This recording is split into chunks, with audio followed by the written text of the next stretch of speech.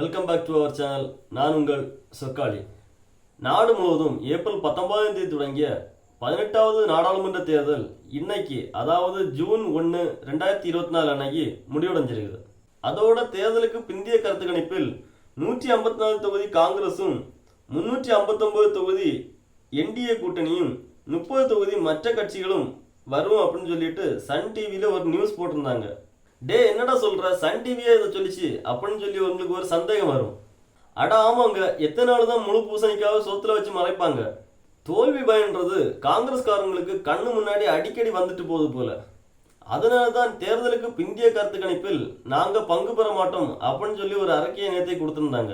மேலும் நேத்தைக்கு டெல்லியில் நடந்த இந்தி கூட்டணியோட ஆலோசனை கூட்டத்தில் திமுக தலைவர் ஸ்டாலின் அவர்களும் மற்றும் மேற்கு வங்க முதல்வர் மம்தா அவர்களும் கலந்து கொள்ளவில்லை. இதற்கிடையே காங்கிரஸ் தலைவர் கார்கே அவர்கள் என்டிஏ கூட்டணி 400க்கும் மேற்பட்ட சீட்டை பிடிக்கும் அப்படின்னு சொல்லி பேசியிருந்த வீடியோ ஒன்று கடந்த சில மாதங்களுக்கு முன்னாடி சமூக வலைதளங்களில் பரவிட்டு வந்தது. கார்கே பேசிய அந்த வார்த்தைகள் பாஜகவினருக்கு மேலும் ஊக்கத்தையே தந்தது அப்படின்னு தான் சொல்லணும். 2024 தேர்தலில் பாஜக 400க்கும் மேற்பட்ட சீட்டை பிடிக்கணும் அப்படின்னு சொல்லி ஒரு இலக்கை வச்சு வேலை பார்த்துட்டு வந்தாங்க.